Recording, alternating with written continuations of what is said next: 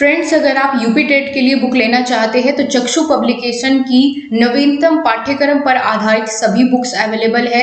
और एक साथ अगर गाइड लेना चाहते हैं तो यूपी टेट की गाइड भी यहाँ पर सभी, जिसमें सारे सब्जेक्ट हो गए, बाल विकास, हिंदी, अंग्रेजी, गणित, पर्यावरण अध्ययन, सारे इसमें एक साथ सारे सब्जेक्ट मिल जाएंगे। बहुत ही अच्छे तरीके से इनको यहाँ पर एक्सप्लेन किया गया है नए पाठ्यक्रम के अनुसार। और इसमें खास बात यह है कि 3000 प्लस जो है वो चैप्टर वाइज क्वेश्चंस है, उनकी बहुत अच्छे से व्याख्या की गई है। और साथ ही पाठ्यक्रम जो है वो पूरी थ्योरेटिकल उसमें अच्छे से एक्सप्लेन करके दिया गया है। पिछले 2 साल के इसमें previous paper, solved previous paper दिए गए हैं। और अगर आप अलग अलग ये बुक्स लेना चाहते हैं पर्टिकुलर एक सब्जेक्ट की, जैसे इंग्लिश, बाल विकास की, आपको एक ही बुक चाहिए जिसमें बहुत अच्छे से सारी चीज़ें एक्सप्लेन हो, कुछ भी ना छोड़ा गया हो, और उसमें साथ साथ प्रैक्टिस सेशन भी हो पेपर 1 और पेपर 2 के लिए, तो भी ये बुक अवेलेबल है। और इनका लिंक मैंने आपको डिस्क्रिप्शन में दे दिया गया है। अगर आप चाहते हैं करना तो वहां से लिंक पर क्लिक करके आप डायरेक्टली इनको मंगा सकते हैं। हेलो फ्रेंड्स, आप सभी का स्वागत है ऑनलाइन शिक्षण यूट्यूब चैनल पर। मैं हूं आपके साथ अंजलि बालियान और आप सभी का स्वागत करती हूं। दोस्तों, यह आपकी हिंदी की 15वें नंबर की क्लास है और आज हम हिंदी साहित्य का समापन करने जा रहे हैं। कल की क्लास तक हमने बहुत अच्छे से सारे कवि, उनसे जुड़ी प्रमुख रचनाएं बहुत अच्छे से जान ली थी, लेकिन आज की क्लास में हम क्या करेंगे, उसका टेस्ट लगाएंगे और साथ ही साथ प्रीवियस ईयर पेपर में किसी भी टीचिंग एग्जाम में पूछे गए हिंदी साहित्य के प्रश्नों का संग्रह मैं आपके सामने लेकर के आई हूँ। और साथ ही साथ आपको पता चलेगा कि किस तरह से आप उनको सही कर पा रहे हैं और कैसे कैसे प्रश्न यहाँ से पूछे जाते हैं, किन पर आपको ज़्यादा फोकस करना है। साथ ही साथ कुछ नई चीज़ें भी आपको इसमें ऐड देखने को मिलेगी। तो जो भी नया प्रश्न है उसको आप अपनी नोटबुक में, जहाँ आपने वो कवि और उनकी रचनाएं नोट की है, उनको आप नोट डाउन कर लीजिएगा। तो इसी के साथ हम लोग टेस्ट शुरू करने जा रहे हैं कवि और उनसे संबंधित, उनकी रचनाओं से संबंधित आए हुए प्रश्नों से। तो आप सभी जल्दी से एक बार थम्स अप कर दीजिए कि आप रेडी है, टेस्ट शुरू किया जाए। और उससे पहले एक बार अपने सभी मित्रों को शेयर भी कर दीजिए। हो सकता है, मुझे ऐसा लग रहा है कि शायद नोटिफिकेशन नहीं गया है, तो एक बार अपने सभी फ्रेंड्स को शेयर कर दीजिए ताकि सभी आपके साथ इस टेस्ट में शामिल हो पाए। तो चलिए दोस्तों, फिर शुरुआत करते हैं। मेरे ख्याल से आपने शेयर कर दिया होगा। अब यहाँ पर हम लोग देखने वाले हैं हिंदी साहित्य का पहला प्रश्न, जो आपका यूपी टेट 2017 में पूछा गया है। पूछा क्या है, निम्नलिखित में से मौखिक अभिव्यक्ति का रूप है। ये थोड़ा सा अलग आ गया है पहला ही प्रश्न, लेकिन बाकी सभी इसी से संबंधित है। तो क्या पूछा है, मौखिक अभिव्यक्ति का निम्नलिखित में से कौन सा ऐसा रूप है जो मौखिक अभिव्यक्ति का है। ठीक है, अभिव्यक्ति का मतलब क्या होता है, अपने भावों को, अपने विचारों को दूसरों के सामने प्रकट करना। तो शुद्ध या सुलेख या श्रुतलेख या आशु भाषण। देखिए, सुलेख तो लिखने के लिए आप इसको लिखित अभिव्यक्ति के लिए प्रयोग करते हैं, श्रुतलेख भी लेखन के कार्य में काम आता है, लेकिन यहाँ मौखिक की बात की गई है। शुद्ध से यहाँ इसका कोई मतलब नहीं है। तो आपने एकदम सही ऑप्शन का चुनाव कर भी लिया है कि ऑप्शन नंबर डी एकदम सही है, आशु भाषण। भाई, आप भाषण देंगे, बोलेंगे, तभी तो आप मौखिक अभिव्यक्ति करेंगे। तो इसके अकॉर्डिंग यहाँ पर आपका ऑप्शन नंबर डी एकदम करेक्ट है। अब आगे चलते हैं। आगे आपसे पूछा गया है हिंदी भाषा में कितनी बोलियां हैं, 15, 25, 18 या 22। तो हिंदी भाषा में कुल कितनी बोलियां हैं, जल्दी से बता दीजिए। तो दोस्तों, हिंदी भाषा में 18 बोलियां हैं। ये आपका यूपी टेट 2017 में ही पूछा गया था। तो ऑप्शन नंबर सी एकदम करेक्ट हो जाएगा। साथ ही साथ अगर हम बात करें, इन 18 बोलियों को 5 उपभाषाओं में भी बांटा गया है। ठीक है, 5 उपभाषाएं होती है, 18 बोलियां होती है। ठीक है, और ये उपभाषाएं कौन कौन सी है, जैसे पश्चिमी हिंदी, खड़ी बोली, है ना, इस तरीके से पूर्वी हिंदी, पश्चिमी हिंदी। तो इनके अंतर्गत ये सभी 18 बोलियां शामिल हैं, पांचों क्या बोलते हैं, भाषाओं के अंतर्गत। तो इस प्रकार से इसका ऑप्शन नंबर सी एकदम करेक्ट हो जाएगा। अब यहाँ से आ जाता है रचना से संबंधित प्रश्न। ये भी यूपी टेट 2017 में पूछा गया प्रश्न है, जिसमें पूछा है भारतेंदु युग में निकलने वाली पत्रिका युग है, मतलब भारतेंदु युग में निकलने वाली निम्नलिखित में से कौन सी ऐसी पत्रिका है जो भारतेंदु युग में निकली थी या उस समय पर उसका प्रकाशन किया जाता था। ऑप्शन ए कवि वचन सुधा या हिंदी प्रदीप या सरस्वती माधुरी, कल्पना, ज्ञानोदय, नवनीत, कादम्बिनी। तो ये पेयर है, आपको एक सही पेयर का चुनाव करना है। निम्नलिखित में से कौन सा आप कह सकते हैं कि भारतेंदु युग में निकलने वाली पत्रिकाओं का पेयर है। तो कौन से ऑप्शन के साथ आप लोग जाना चाहेंगे? बहुत बढ़िया, एकदम सही जवाब। यहाँ थोड़ा सा कंफ्यूजन होते हुए, लेकिन यहाँ आपको कवि वचन सुधा और हिंदी प्रदीप के बारे में आपको बता चुकी हूँ। कवि वचन सुधा किसके द्वारा संपादन की जाती थी? कवि वचन सुधा तो ये तो आपकी भारतेंदु हरिश्चंद्र जी के द्वारा, ठीक है, भारतेंदु हरिश्चंद्र जी के द्वारा कौन सी? कवि वचन सुधा, ठीक है। और अगर समय पूछ लिया जाए तो 1867 में इसका क्या किया जाता था? प्रकाशन या संपादन जो भी बोलते हैं वो किया जाता था। अब हम बात करें हिंदी प्रदीप की, तो हिंदी प्रदीप जो पत्रिका है इसका संपादन जो है ये बाल कृष्ण भट्ट के द्वारा किया जाता था। और गाइज ये आप क्वेश्चन सही कर लीजिए, क्योंकि मुझे लगता है कि शायद ये हिंदी प्रदीप जब मैंने आपको बताया था तो इसके स्थान पर बाल कृष्ण भट्ट के स्थान पर शायद मैंने वहाँ गलती से कुछ और बता दिया है, तो उसको आप सही कर लीजिए, क्योंकि मैं देख रही थी उस क्लास को, ठीक है। तो यहाँ बाल कृष्ण भट्ट आप कर लीजिए, और ये 1877 में प्रकाशित होती थी, संपादित होती थी। हिंदी प्रदीप किसकी है? बाल कृष्ण भट्ट की है, ठीक है। तो इसको करेक्ट कर लीजिएगा आप वहां पर। आगे बढ़ते हैं, अगला प्रश्न आपके सामने है, तद्भव पत्रिका के संपादन का नाम है। तद्भव पत्रिका के संपादक का नाम पूछा है कि तद्भव पत्रिका का संपादक करने वाले कौन से हैं। ये यूपी टेट 2017 में ही पूछा गया था। तो क्या होगा सही जवाब? लीलाधर जगुड़ी, विश्वनाथ प्रसाद तिवारी या हरे प्रकाश उपाध्याय या फिर अखिलेश। तो तद्भव पत्रिका का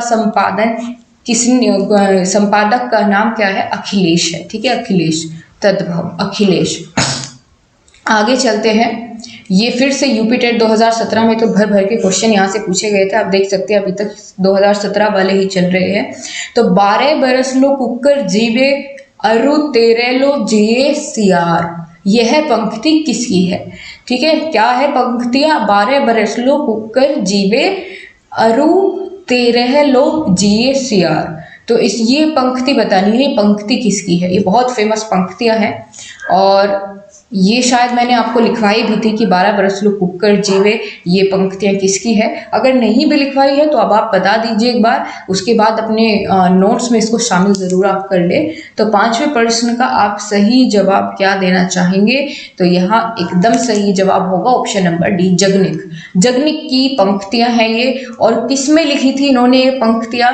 तो जगनिक की कौन सी कृति मैंने आपको बताई थी? मैंने परमाल रासो तो बताई थी ना, तो परमाल रासो की ही ये परमाल रासो की ही ये पंक्तियां हैं, ठीक है, बहुत बढ़िया। परमाल रासो की ही ये पंक्तियां हैं, यानी इनके द्वारा रचित जो परमाल रासो है उसमें ये पंक्तियां लिखी गई है, ठीक है। इसको एक अन्य नाम से भी जाना जाता है, वो है आलाखंड। आलाखंड कई बार पूछ लिया जाता है कि परमाल रासो को अन्य किस नाम से जाना जाता है, तो आलाखंड। एक बार लिख देती हूँ, आपको समझ में आ जाएगा अच्छे से, आलाह खंड, ठीक है, ये इस नाम से भी जाना जाता है। तो इतना आपको क्लियर हो गया, बहुत बढ़िया। चलिए अगले प्रश्न पर चलते हैं, क्वेश्चन नंबर 6। निम्नलिखित में से किस देश में हिंदी भाषा का प्रयोग लिखने व बोलने के लिए किया जाता है? बहुत अच्छा प्रश्न है और बहुत आसान भी है। तो बताइए, ऑस्ट्रेलिया में नहीं होता है, पाकिस्तान में भी नहीं, और दक्षिण अफ्रीका में भी नहीं, तो बचा क्या? ऑप्शन नंबर डी, मॉरिशस, ठीक है। मॉरिशस में हिंदी का प्रयोग बोलने और लिखने में किया जाता है, ठीक है। तो मॉरिशस जा सकते हैं आप घूमने, अगर आप हिंदी भाषी है और इंग्लिश नहीं जानते हैं, क्योंकि वहाँ आप आसानी से सर्वाइव कर पाएंगे, पर कोई ज़रूरत नहीं है, अपना देश सबसे अच्छा है। आगे बात करते हैं, 7वां प्रश्न, सूरसागर किस भाषा की रचना है? सूरसागर, सबसे पहले तो मुझे यही बताइए कि सूरसागर किसकी रचना है, फिर उसके बाद बताइएगा इसकी भाषा, ठीक है। भाषा और ये किसकी रचना है ये पहले बता दीजिए। तो 7वें प्रश्न का उत्तर जल्दी से दे दीजिए मुझको। तो सूरसागर किसकी रचना है? बहुत बढ़िया जवाब आते हुए एकदम सही जवाब सूरदास की रचना है, ठीक है, सूरदास की। और कौन सी भाषा में ये लिखी गई है? अवधी, बुंदेली, ब्रज भाषा या छत्तीसगढ़ी? तो सूरसागर की अगर हम बात करें ये आपकी ब्रज भाषा में लिखी गई है, ठीक है। सूरसागर ब्रज भाषा में लिखी गई कृति है, ब्रज भाषा में, ठीक है। भाषा कौन सी है इसकी? ब्रज है। ओके, चलिए आगे चलते हैं, आगे बढ़ते हैं। अगला प्रश्न है, वीरों का कैसा हो वसंत कविता किसने लिखी है? ये भी 2017 में पूछा गया था। 8 प्रश्न तो लगातार आ चुके हैं। वीरों का कैसा हो वसंत कविता किसने लिखी है? तो ये तो बहुत फेमस है। सुमित्रा कुमारी चौहान, सुभद्रा कुमारी चौहान, माखन लाल चतुर्वेदी या रामधारी सिंह दिनकर? तो बहुत बढ़िया ऑप्शन दिए गए हैं, बहुत कंफ्यूजिंग भी है क्योंकि सुमित्रा कुमारी चौहान और सुभद्रा कुमारी चौहान में एकदम तुरंत देखते ही टिक लगाने वाले गलत करने वाले हैं। तो यहाँ देखिए ये सुमित्रा नहीं है, सुभद्रा कुमारी चौहान है। तो ऑप्शन बी इसका जिसने बताया एकदम करेक्ट है, ठीक है। सुभद्रा कुमारी चौहान ने ये पंक्तियां लिखी थी, वीरों का कैसा हो वसंत ये कविता लिखी थी। आगे चलते हैं, अगला प्रश्न देखते हैं। इसमें पूछा गया है, निम्नलिखित में से कौन सी व्याकरण और वर्तनी से शुद्ध कहलाती है? अच्छा, इनमें से बतानी है कौन सी व्याकरणिक रूप से और वर्तनी के रूप से शुद्ध कहलाती है। ऑप्शन ए साहित्यिक भाषा, प्रांजल भाषा, व्याकरणिक भाषा या मानक भाषा। ये बहुत अच्छा क्वेश्चन है और कई बार पहले भी रिपीट हो चुका है। तो बता दीजिए जल्दी से, किसको आप व्याकरण और वर्तनी की दृष्टि से शुद्ध मानते हैं? तो एकदम आपने डी ऑप्शन का चुनाव किया और बिल्कुल सही किया, मानक भाषा, ठीक है। मानक भाषा व्याकरण और वर्तनी की दृष्टि से शुद्ध कहलाती है। आगे चलते हैं, 10वां प्रश्न आपके सामने है, निम्नलिखित में से कौन सा रासो आला खंड के नाम से प्रसिद्ध है? अब आप देख पाएंगे कि मैंने अभी थोड़ी देर पहले वो ऐसे ही प्रश्न बता दिया था कि ऐसा पूछा जा सकता है। तो आपके सामने है, पूछा जा चुका है 2017 में कि आला खंड के नाम से प्रसिद्ध कौन सा रासो है। तो जल्दी से बता दीजिए, जगनिक का कौन सा? पृथ्वीराज रासो, खुमान रासो या परमाल रासो या बीसल देव रासो? तो अभी थोड़ी देर पहले ही हमने जाना था जगनिक का कौन सा परमाल रासो किसके नाम से प्रसिद्ध है? आला खंड के नाम से प्रसिद्ध है। बेहद बेहतरीन जवाब आप सभी ने दिया, कैच किया क्वेश्चन। तो आगे चलते हैं इसी के साथ अगले प्रश्न पर। तो यहाँ इसका साइज थोड़ा सा बड़ा कर देते हैं, अब आप इसको आसानी से देख पाएंगे। चलिए बताइए, क्वेश्चन नंबर 11वां है, आनंद कादम्बिनी पत्रिका का प्रकाशन कहाँ से होता है? ये नया है, ऐड कर लीजिएगा इसको। आनंद कादम्बिनी पत्रिका का प्रकाशन कहाँ से होता है? बनारस से, मिर्जापुर से, इलाहाबाद से या लखनऊ से? तो इसका प्रकाशन होता है आपका मिर्जापुर से, ठीक है। मिर्जापुर से इसका प्रकाशन किया जाता है। और अगर इसकी बात करें कि इस पत्रिका के संपादक कौन थे, तो बद्री नारायण थे। ये भी आप लिख सकते हैं कि इसके संपादक हो सकता है अगली बार संपादक पूछ ले। तो संपादक कौन थे? संपादक थोड़ा मोटा चल रहा है पेन, इसको थोड़ा सा हम कम करते हैं। तो संपादक कौन थे? संपादक मैंने आपको क्या बताया? बद्री नारायण और बद्री नारायण चौधरी, ठीक है। बद्री नारायण चौधरी ये इसके क्या है? संपादक थे। आगे बात करते हैं 12वें प्रश्न की, आदिकाल की रचना है। ये 2016 में पूछा गया प्रश्न है यूपी टेट में और पूछा क्या है? आदिकाल की रचना कौन सी है? तो अब जल्दी से आदिकाल का समय याद कीजिए और उस बीच जिन जिन कवियों के बारे में मैंने आपको बताया था और उनकी कृतियों के बारे में मैंने आपको बताया था, तो आप बहुत आसानी से ऐसे सोच करके आंसर दे पाएंगे, भले ही आपने डायरेक्टली इस क्वेश्चन को ना भी पढ़ा हो। तो आपको पता होना चाहिए उस समय कौन कौन सी कृतियां आई थी, किस किस रचनाकार की। तो उसके हिसाब से आप क्या सही चुनेंगे? यहाँ ऑप्शन नंबर बताइए कौन सा सही चुनेंगे?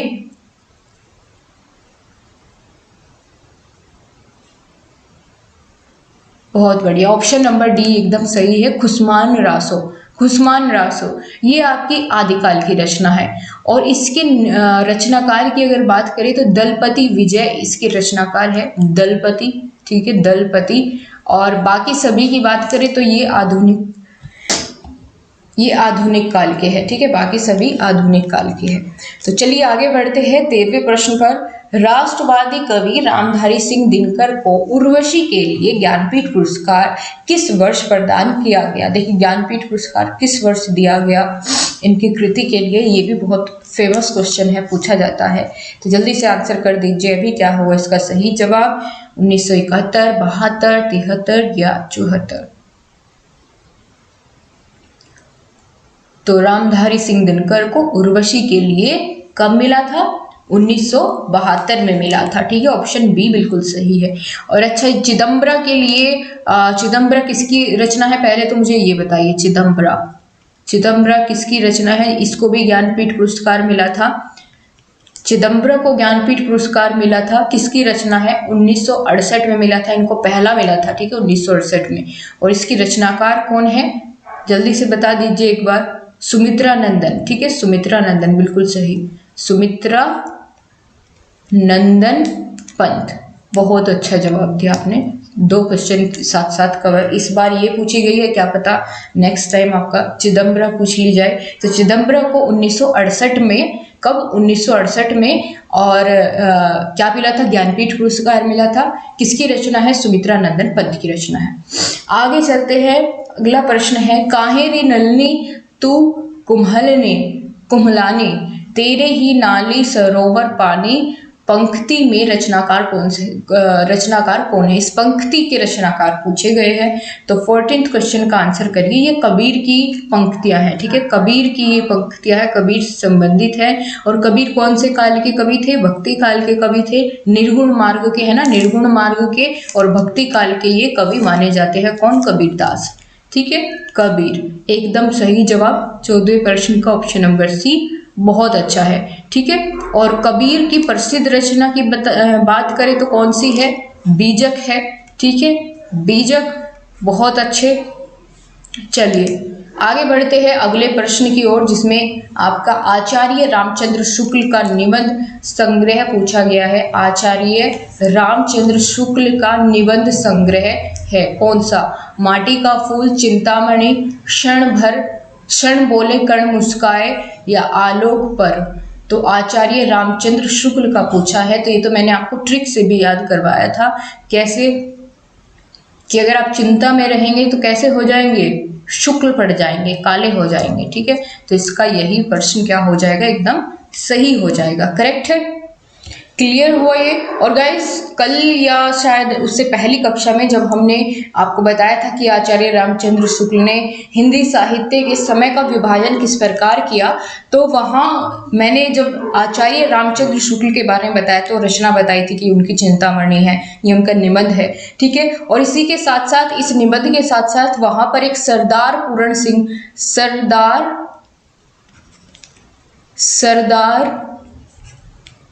पूरण सिंह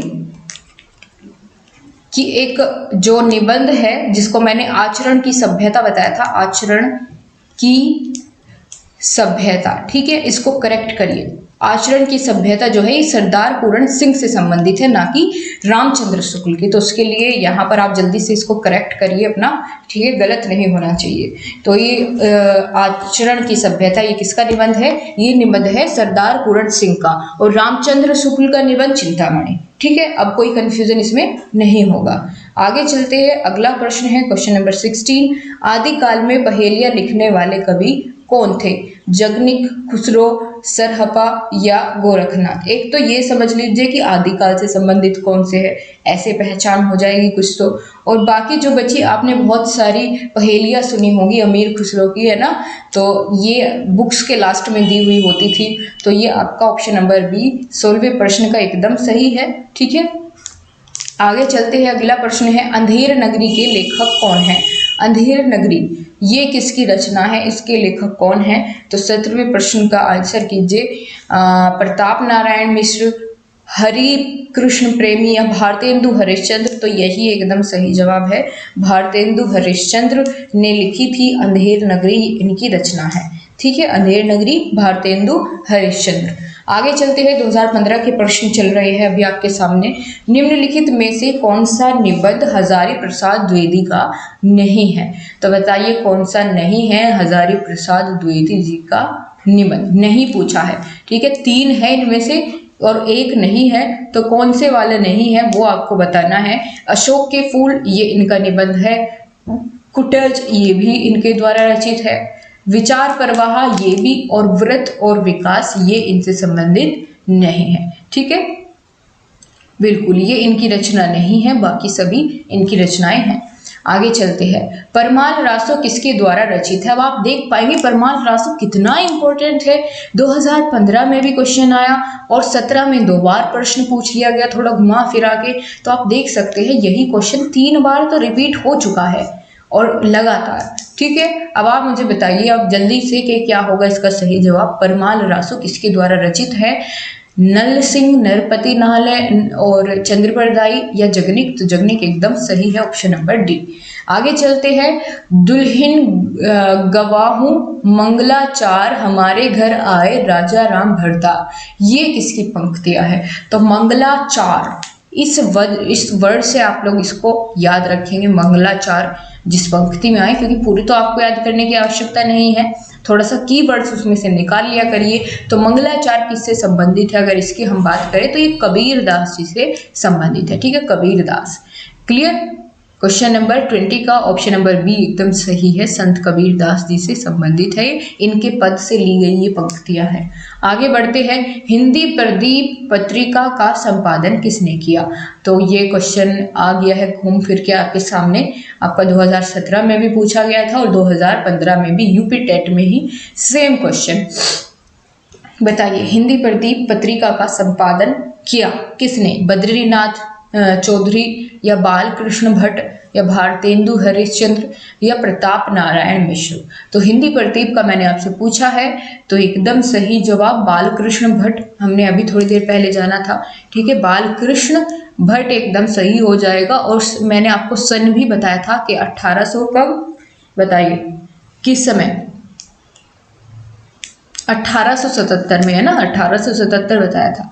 1877 में हिंदी प्रदीप नामक पत्रिका का संपादन बालकृष्ण भट्ट के द्वारा किया गया था। आगे चलते हैं, रामचरितमानस की भाषा क्या है? ये इंपॉर्टेंट प्रश्न है। रामचरितमानस की भाषा कौन सी है? किस भाषा में लिखा गया है? अवधी, ब्रज, खड़ी बोली या भोजपुरी? तो रामचरितमानस से संबंधित आपको बताना है, तो ये अवधी भाषा में लिखित ग्रंथ है। ठीक है, कौन सी भाषा में? अवधी भाषा में लिखित लोकप्रिय महाकाव्य है। ये क्या है? रामचरितमानस महाकाव्य है। ठीक है, महाकाव्य। क्लियर हो गया? बहुत बढ़िया। चलिए आगे बढ़ते हैं, आदिकाल के लिए वीर गाथा का नाम किसने प्रस्तावित किया था? हमने जाना था ना कि आदिकाल को हम वीर गाथा काल के नाम से भी जानते हैं, तो ये नाम किसने सुझाया था कि इसका नाम ये होना चाहिए? तो ये आपके आचार्य रामचंद्र शुक्ल ने ही, क्योंकि मैंने आपको बताया था उनके द्वारा ही समय का विभाजन किया गया था कि कौन सा काल है, वीर गाथा काल है, क्या है। तो ये वीर गाथा काल किसने बताया था? आचार्य रामचंद्र शुक्ल ने। आगे चलते हैं, आनंद कादम्बिनी के संपादक कौन थे? आनंद कादम्बिनी, बताइए क्या होगा सही जवाब? आनंद कादम्बिनी, क्वेश्चन नंबर 24 एकदम सही, यहाँ पर सी ऑप्शन हो जाएगा, बद्री नारायण चौधरी। इनके बारे में थोड़ी देर पहले भी हमने जाना था, बद्री नारायण चौधरी, जिनको प्रेम घन के नाम से भी जानते हैं कई बार, जैसे सूर्यकांत त्रिपाठी को निराला के नाम से पुकारते हैं, ऐसे प्रेम घन भी आ सकता है। तो ये पूरा नाम आप याद रखेंगे। ये आनंद कादम्बिनी के क्या थे? संपादक थे। ठीक है, क्लियर? बिल्कुल। और मिर्जापुर से इसका संपादन होता था। ये प्रश्न पूछा गया था कि कहाँ से संपादन होता है। ये आपका 2016-17 में जब भी हम ऊपर वाले प्रश्नों को देख रहे थे, वहाँ क्या पूछा था कि इसका संपादन कहाँ से होता है। अब पूछ लिए संपादक कौन है, तो 2 बार आपका ये रिपीट हो चुका है। ठीक है, मिर्जापुर, याद रहेगा। ठीक है, चलिए अगला क्वेश्चन है आपके सामने, मृगावती किसकी रचना है? फटाफट से आंसर करिए और बताइए कौन सा ऑप्शन लॉक किया जाए। मृगावती किसकी रचना है?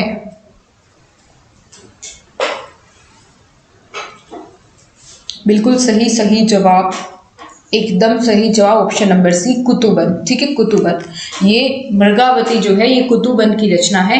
जो भी नई आपको मिलती जाए इसको आप नोट करते जाए। ठीक है, आगे चलते हैं। आचरण की सभ्यता किसका निबंध है? देखिए अभी थोड़ी देर पहले ही मैंने आपको करेक्ट कराया एक क्वेश्चन कि आचरण की सभ्यता किससे संबंधित है, तो यहाँ ऑप्शन में वो दोनों ही दिए गए हैं, महावीर प्रसाद द्विवेदी, सरदार पूरण सिंह, रामचंद्र शुक्ल या पदम सिंह। तो रामचंद्र शुक्ल का तो है चिंतामणि। ठीक है, चिंतामणि।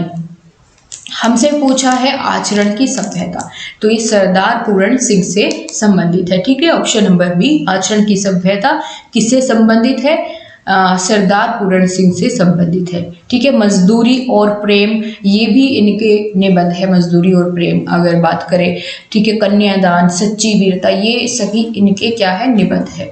आगे बढ़ते हैं। भूषण किस काल के कवि है? बताइए, भूषण जो है ये किस काल के कवि है? वीरगाथा काल के, भक्ति काल के, या आपके रीति काल के, या आदि काल के? तो क्वेश्चन नंबर 27 का आपको आंसर करना है। क्या हो जाएगा सही जवाब? बिल्कुल, बहुत बढ़िया, रीति काल के है। ठीक है, रीति काल के, बिल्कुल सही जवाब। आगे चलते हैं। आगे आपसे पूछा गया है कवितावली के रचनाकार है, कवितावली के रचनाकार आपसे पूछा गया है। सूरदास, जायसी, तुलसीदास या फिर घनानंद। तो बताइए, कवितावली, दोहावली, हमने ऐसे करके याद किया था कि वली वली जिनके लास्ट में लग रहा है वो किसकी रचनाएं हो जाती है? बताइए अब जल्दी से। एकदम करेक्ट, सबने बिल्कुल सही जवाब दिया है। यहाँ ऑप्शन नंबर सी, तुलसीदास की रचनाएं हैं। ठीक है, कौन कौन सी बताई थी मैंने? वली वाली, कवितावली, दोहावली, गीतावली, है ना। ये वली वाली ये तीनों किसकी है? तुलसीदास की। और इसके साथ साथ विनय पत्रिका, ये भी बहुत इंपॉर्टेंट है, विनय पत्रिका। ठीक है, विनय पत्रिका, ये भी आपकी तुलसीदास जी से संबंधित है। आगे बढ़ते। अरे लीजिए भाई, अगला ही क्वेश्चन इसी से रिलेटेड आ गया है। विनय पत्रिका किस भाषा, कौन सी भाषा में लिखी गई है? अवधी, खड़ी बोली, या ब्रज भाषा, या अपभ्रंश? तो विनय पत्रिका आपको बतानी है। क्वेश्चन नंबर 29 का सही जवाब आपका हो जाएगा यहाँ ब्रज भाषा। ठीक है, जो ये विनय पत्रिका है तुलसीदास ने लिखी है, ये आपकी ब्रज भाषा में लिखी गई है। इसके साथ ही आगे आपसे पूछा गया है अष्ट छाप के कवि नहीं है। निम्नलिखित में से अष्ट छाप के कवि कौन से नहीं है? तो इसको मैं आपको, अष्ट छाप में 8 कवि थे। ठीक है, तो उनके नाम मैं आपको एक ट्रिक से याद करा दूंगी, किसी भी सेशन के बीच में, लास्ट में जब भी समय बचता दिखेगा, वो ट्रिक से मैं आपको कवर करा दूंगी कि अष्ट छाप के कौन कौन से कवि हैं। उसके अलावा यहाँ पूछा है कौन सा नहीं है, तो अगर आपको पता है तो जल्दी से आंसर कर दीजिए। 30वें प्रश्न का सही जवाब हो जाएगा आपका ऑप्शन नंबर ए। ठीक है, बिल्कुल क्लियर है। चलिए आगे बढ़ते हैं। अगला प्रश्न है, बुंदेले हर बोलो के मुंह हमने सुनी कहानी थी, खूब लड़ी मर्दानी वह तो झांसी वाली रानी थी। ये पंक्तियां, इन पंक्तियों से कौन परिचित नहीं है? सब परिचित है, सबने पढ़ी है अपने बचपन में। ये पंक्ति आपकी सभी की बुक्स में एक बार तो जरूर आई होगी। तो ये यूपी टेट 2014 में पूछा गया प्रश्न है। अब जल्दी से सही सही जवाब मुझे बता दीजिए। 31वें प्रश्न का एकदम सही जवाब आपने दिया सुभद्रा कुमारी चौहान। ठीक है, सुभद्रा कुमारी चौहान। क्लियर है, बहुत बढ़िया। रानी लक्ष्मीबाई का वर्णन इन्होंने इसमें किया है, इन पंक्तियों में। हिंदी दिवस कब मनाया जाता है? बहुत अच्छा प्रश्न है और बहुत बार रिपीट भी हुआ है आपका। हिंदी दिवस कब मनाया जाता है? तो सही जवाब यहाँ पर आते हुए एकदम सही जवाब दे रहे हैं ऑप्शन नंबर ए, 14 सितंबर को। ठीक है, कब? 14 सितंबर को मनाया जाता है हिंदी दिवस। अच्छा, ये भी बता दीजिए कि हमारी जो हिंदी भाषा है वो किस लिपि में लिखी गई है? लिपि बताइए हिंदी भाषा की। और 33वां प्रश्न है, घनानंद को किस युग का कवि माना जाता है? घनानंद कौन से युग के कवि है? तो 33वें प्रश्न का क्या होगा अपना? रीतिकाल। ठीक है, रीतिकाल। तो रीतिकाल से संबंधित है। घना आनंद किस में आता है? आपको रीतिकाल में आता है। इसमें हम रस, छंद, अलंकार का प्रयोग करते हैं, जिसकी वजह से आपको क्या आता है? घना आनंद आता है। ठीक है, तो इस तरह से आप इसको रिलेट करके याद रख सकते हैं। रीतिकाल के कवि माने जाते हैं। अगला प्रश्न है, सच्चिदानंद हीरानंद वात्यायन का उपनाम बताइए। सच्चिदानंद हीरानंद वात्यायन का उपनाम बताना है। तो ऐसे पूछ लिया जाता है, देखिए जैसे सूर्यकांत त्रिपाठी, निराला, तो ये तो अलग हो गया। हमें किसका बताना है? सच्चिदानंद का। तो 34वें प्रश्न का जल्दी से आंसर करिए। इनको अज्ञेय कहा जाता है। ठीक है, सच्चिदानंद हीरानंद वात्यायन अज्ञेय, तो ये इनका क्या है? ये इनका उपनाम हो जाएगा। ठीक है, क्या है? इनका उपनाम है। आगे चलते हैं। बिहारी के प्रसिद्ध है। बिहारी के क्या प्रसिद्ध है? इन्होंने एक ही चीज लिखी है बिहारी जी ने, दोहे। ठीक है, तो दोहे ही इनके प्रसिद्ध है। कितने दोहे लिखे थे ये भी बताया था, तो जल्दी से आंसर कर दीजिए। अगला प्रश्न है, सूरदास ने किस भाषा में सूरसागर की रचना की है? तो सूरदास ने किस भाषा में सूरसागर की रचना की है? इसकी अगर बात करें तो इन्होंने ब्रज भाषा में रचना की है। ठीक है, सूरदास ने सूरसागर की। 2014 में प्रश्न पूछा गया है। अगला प्रश्न है, बीजक किसकी रचना है? तो थोड़ी देर पहले ही मैंने बताया था कि बीजक किसकी रचना है। बीजक के अंतर्गत जो साखी शबद रामायणी आता है वो भी उन्हीं की रचना मानी जाएगी। तो बीजक बताइए। 37वें प्रश्न का उत्तर, ये कबीरदास जी से संबंधित है। ठीक है, कबीरदास, कबीर, देखिए इनके नाम में भी क, बी और बस रा की कमी है, तो नाम में भी बहुत सारी सिमिलैरिटी है। आगे चलते हैं। आधुनिक हिंदी साहित्य की पहली आत्मकथा के लेखक कौन माने जाते हैं? जल्दी से बता दीजिए, पहली आत्मकथा के लेखक कौन माने जाते हैं? तो यहाँ क्या हो जाएगा आपका सही जवाब? तो गाइस, इस प्रश्न को थोड़ा ध्यान से देखिएगा, इसमें बहुत कंफ्यूजन है। ये बाबू श्याम सुंदर दास और इनके साथ हरिवंश राय बच्चन, इन दोनों में कंफ्यूजन है। क्योंकि आप देखेंगे इंटरनेट पर भी सर्च करके, तो कहीं पर आपको हरिवंश राय बच्चन देखने को मिलेगा, कहीं पर बाबू श्याम सुंदर दास देखने को मिलेगा। तो इस वाले प्रश्न में थोड़ा सा कंफ्यूजन है कि इसका क्या होगा सही जवाब। लेकिन यहाँ आप जो मोर प्रोबेबली जो सा सही माना जा सकता है, क्योंकि फेसबुक पर फिर कॉल करा के पता किया तो ज़्यादातर बच्चों ने इसका सही जवाब जो है वो बाबू श्याम सुंदर दास को माना है। और इंटरनेट पर तो दोनों ही दिए गए हैं आपको, तो ये आप सही करके रखिए, बाबू श्याम सुंदर दास को सही कर लीजिए। ठीक है, यही ऑप्शन ए इसका करेक्ट माना जाएगा। और आगे चलते हैं। किस कवि को कवियों का कवि कहा जाता है? किस कवि को कवियों का कवि कहा जाता है? यहाँ नाम नहीं दिया गया है कि किसने कहा, लेकिन किसको कवियों का कवि कहा जाता है, इस तरह से प्रश्न पूछा गया है। तो दोनों में अंतर है। यहाँ क्या हो जाएगा आपका? कवियों का कवि किसको कहा जाता है? शमशेर बहादुर सिंह को। ऑप्शन नंबर बी इसका करेक्ट हो जाएगा। ठीक है, शमशेर बहादुर सिंह। और गांधी जी ने मैथिली शरण गुप्त को राष्ट्र कवि कहा था। ये पूछा है कवियों का कवि, तो कवियों का कवि किसको कहा जाता है? शमशेर बहादुर सिंह को। ठीक है, अब सही है प्रश्न। आगे 40वां प्रश्न देखते हैं। दशरथ सुत तिहु लोक बखाना, राम नाम का मरम है आना, किस रचनाकार की ये पंक्तियां है? तो यहाँ पर आप देख पाएंगे कि यहाँ हनुमान जी के और भगवान राम की बात की जा रही है। तो किसकी कृति ये हो सकती है? जल्दी से जवाब दीजिए। ये बिल्कुल सही जवाब आपका कबीर की पंक्तियां हैं। ये कबीर की पंक्तियां हैं, एकदम करेक्ट है। आगे चलते हैं। हिंदी का पहला पत्र कौन सा था? तो हिंदी का पहला पत्र आपको बताया गया है, 2013 में प्रश्न पूछा जा चुका है और कल ही की क्लास में हमने जाना था। उद्दंत मार्तंड एकदम सही है। हिंदी का पहला क्या है? क्या बोलते हैं? पहला पत्र है। ठीक है, चलिए आगे चलते हैं। उदंत मार्तंड का मतलब है उगता हुआ सूर्य। अगला प्रश्न है, अति सुगो स्नेह को मराग है, किसकी पंक्ति है? ये किसकी पंक्तियां हैं? आलम, बोधा, ठाकुर या धनानंद? तो ये आपकी पंक्तियां हो जाती है ऑप्शन नंबर डी, धनानंद की। ठीक है, ये पंक्तियां, उपयुक्त पंक्तियां किससे संबंधित है? धनानंद की। ठीक है, आगे चलते हैं। धनानंद कौन से काल के कवि है? रीतिकाल के। प्रेम सागर किसकी रचना है? प्रेम सागर, ये बहुत अच्छा है प्रश्न, और इसके अलावा 2013 में पूछा गया है और उसके बाद भी ये रिपीट हो चुका है प्रेम सागर। तो प्रेम सागर किसकी रचना है? ये आपकी लल्लू लाल जी से संबंधित है। प्रेम सागर लल्लू लाल। ठीक है, आगे बढ़ते हैं। महावीर प्रसाद द्विवेदी ने आदिकाल को क्या संज्ञा दी है? महावीर प्रसाद द्विवेदी ने आदिकाल को किसकी संज्ञा दी है? तो ये आपको बताना है। आदिकाल को आदिकाल तो नहीं कहा होगा, या कहा होगा? ये तो पहले ही नाम दिया गया है। ठीक है, इसको संज्ञा दी है बीज वपन काल। बीज वपन काल कहा है महावीर प्रसाद द्विवेदी ने किसको? आदिकाल को। ठीक है, आदिकाल को महावीर प्रसाद द्विवेदी ने पूछा है, तो इन्होंने बीज वपन काल इसको कहा है। आगे है चिंतामणि किसका निबंध संग्रह है? दूसरी बार ये क्वेश्चन रिपीट आप अपने आप देख सकते हैं। ठीक है, आपके एग्जाम में चिंतामणि बहुत फेमस है और बहुत अच्छा प्रश्न है, तो ये रामचंद्र शुक्ल, आप इसको गलत बिल्कुल नहीं करने वाले। आगे चलते हैं। काशी नागरी प्रचारणी सभा की स्थापना किस वर्ष हुई? तो ये हिंदी साहित्य से संबंधित कुछ क्या बोलते हैं, कुछ सभा है, तो इसकी बतानी है आपको स्थापना किस वर्ष में हुई। तो इसका सही जवाब क्या हो जाएगा? ऑप्शन नंबर ए, 1893 में इसकी क्या हुई थी? स्थापना हुई थी। श्याम सुंदर दास ने की थी इसकी स्थापना। किसने? श्याम सुंदर दास जी ने। ठीक है, चलिए, और किस लिए की जाती थी इनकी स्थापना? भाई हिंदी भाषा का प्रचार प्रसार हो, इसलिए। आगे चलते हैं। हिंदी किस लिपि में लिखी जाती है? हिंदी की लिपि कौन सी है? तो देवनागरी होगा एकदम सही जवाब।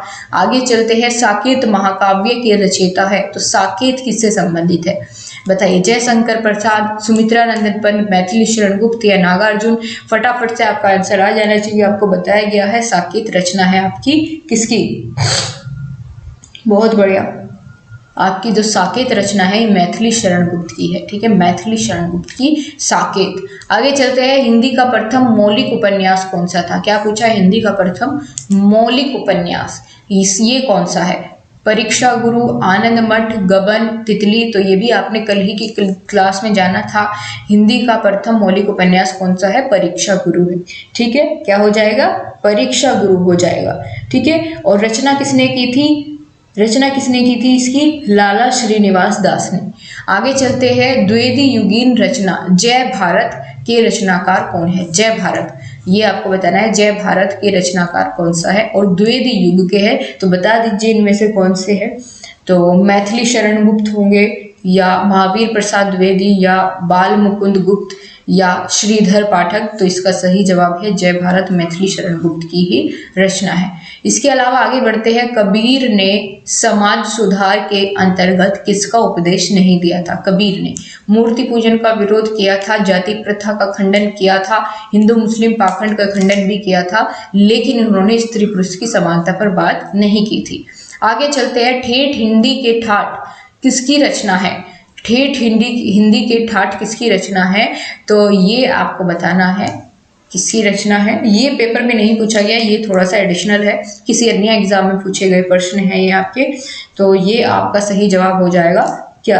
अयोध्या सिंह उपाध्याय। और अयोध्या सिंह उपाध्याय का उपनाम क्या है? हरिओद। ठीक है, तो पूरा नाम एक साथ पढ़ा करिए, अयोध्या सिंह उपाध्याय हरिओद। ठीक है, चलिए आगे बढ़ते हैं। अगला प्रश्न आपके सामने है। रीतिकाल का अन्य नाम क्या है? तो रीतिकाल का अन्य नाम हमने जाना था। रीतिकाल में क्या होता है?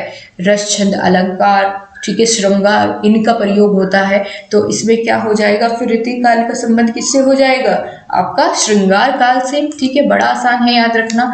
आगे चलते हैं। सूरदास की भक्ति किस भाव की थी? सूरदास की भक्ति थी किस भाव की थी? दास की, सखा भाव की, या पति के भाव की, या स्वामी भाव की? तो बता दीजिए। 54 का क्या हो जाएगा? आपका सखा भाव की इनकी भक्ति थी। किसकी? सूरदास की सखा भाव में भक्ति थी। आगे बात करते हैं। मैनी मून्स, मैनी मून्स ये किसकी रचना है? ये किस लेखक की रचना है? Many moons. तो ये आपकी किसकी हो जाएगी? जल्दी से आंसर कीजिए। ये क्वेश्चन नंबर 55 का आंसर हो जाएगा डी, जेम्स थ्रबर। ठीक है, जेम्स थ्रबर की रचना है मैनी मून्स, जेम्स थ्रबर की। आगे चलते हैं। प्रकृति के सुकुमार कवि के नाम से किसको जाना जाता है? बहुत अच्छा जवाब आपको देना है। आपका बीटीसी में भी प्रश्न पूछा गया था, ये जब मैंने आपको वहाँ हिंदी कराई थी तो वहाँ आपको एक प्रश्न पूछा जा चुका था प्रीवियस पेपर में। तो यहाँ आपकी क्या हो जाएगी? ऑप्शन नंबर बी, सुमित्रा नंदन पंत। और सुमित्रा नंदन पंत जो है वो किस काल से संबंधित है? ये आपके छायावादी युग के प्रमुख कवि माने जाते हैं। ठीक है, सुमित्रा नंदन पंत।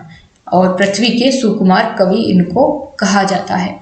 आगे चलते हैं। अगला प्रश्न है, निम्न रचनाओं में से कौन सी रचना मैथिली शरण गुप्त की है?